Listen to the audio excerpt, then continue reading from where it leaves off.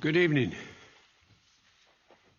Before I turn to today's meetings, I want to say a short word about our ongoing fight against COVID-19 at home. We've made enormous progress in the United States. Much of the country is returning to normal, and our economic growth is leading the world, and the number of cases and deaths are dropping dramatically. But there's still too many lives being lost. We're still averaging the last 7 days loss of 370 deaths per day. 370 deaths, that's significantly lower than at the peak of this crisis, but it's still a real tragedy. We're approaching a sad milestone, almost 600,000 lost lives because of COVID-19 in America. My heart goes out to all those who've lost a loved one. I know that black hole that seems to consume you, that fills up your chest when you lose someone that's close to you that you adored. That's why I continue to say to America, if you've not been vaccinated, get vaccinated. Get vaccinated as soon as possible. We have plenty of vaccinations. Plenty of sites. We have more work to do to beat this virus. And now's not the time to let our guard down. So please get vaccinated as soon as possible. We've had enough pain. Enough pain. Folks, I know it's after 9:30 Brussels time, 9:30 p.m., and I'm still at NATO. You're all excited about that, I know. But I've had a chance to meet with several leaders recently, and I've had calls with others. It's been an incredibly productive day here. I just finished meeting with President Erdogan of Turkey. We had a positive and productive meeting, much of it one-on-one. We had detailed discussions about how to proceed on a number of issues. Our two countries have big agendas. Our teams are going to continue our discussions, and I'm confident we'll make real progress with Turkey and the United States. But now I want to thank Secretary General Stoltenberg for leading a very successful NATO summit today. I had the honor of leading off the discussion today among the 30 nations. And I pointed out that we're facing a once-in-a-century global health crisis. At the same time, the democratic values that undergird our alliance are under increasing pressure, both internally and externally. Russia and China are both seeking to drive a wedge in our transatlantic solidarity. We're seeing an increase in malicious cyber activity. But our alliance is a strong foundation on which our collective security and our shared prosperity can continue to be built. And I made a point to make clear that the U.S. commitment to Article 5 of the NATO Treaty is rock solid and unshakable.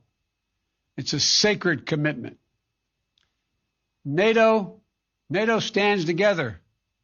That's how we met every other threat in the past. It's our greatest strength as we meet our challenges of the future, and there are many.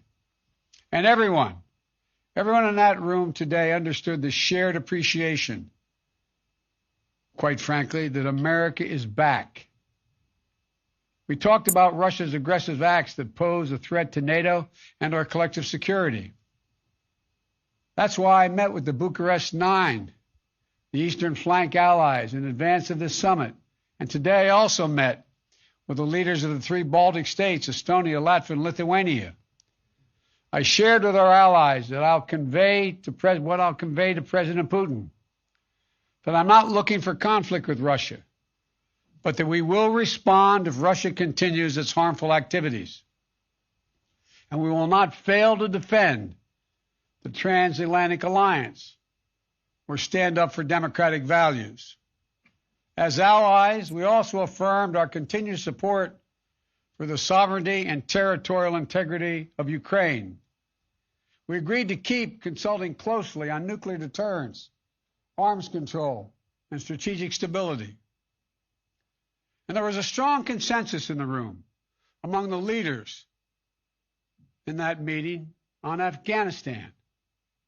Our troops are coming home, but we agreed that our diplomatic, economic, and humanitarian commitment to the Afghan people and our support for the Afghan National Defense and Security Forces will endure. And I welcomed our allies and partners to recognize that the counterterrorism efforts must continue to ensure that Afghanistan never again becomes a safe haven for attacks on our countries, even as we take on terrorist networks in the Middle East and Africa. And I'm deeply gratified that as an alliance, we adopted a far-reaching plan to make sure NATO can meet the challenges that we face today and in the future, not yesterday. The NATO 2030 agenda, and that we agreed to fully resource that agenda. The last time NATO put together a strategic plan was back in 2010, when Russia was considered a partner and China wasn't even mentioned. We talked about the long-term systemic challenges that China's activities pose to our collective security today. We agreed to do more to enhance the resilience of our critical infrastructures around the world, including trusted telecommunications providers, supply chains, and energy networks. We agreed to enhance our cooperation with our democratic partners in the Indo-Pacific to meet challenges that exist there. We also endorsed a new cyber defense policy, NATO's first in the past 7 years, to improve the collective ability to defend against counter threats from state and non-state actors against our networks and our critical infrastructure.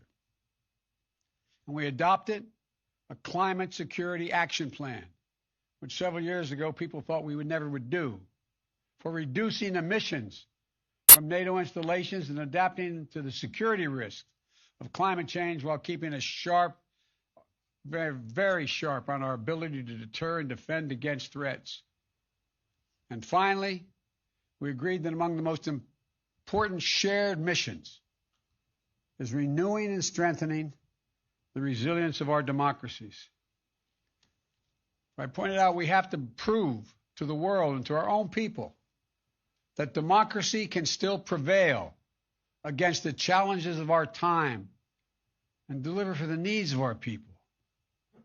We have to root out corruption that siphons off our strength, guard against those who would stoke hatred and division for political gain, this phony populism, invest in strengthening the institutions that underpin and safeguard our cherished democratic values, as well as protecting the free press and independent judiciaries.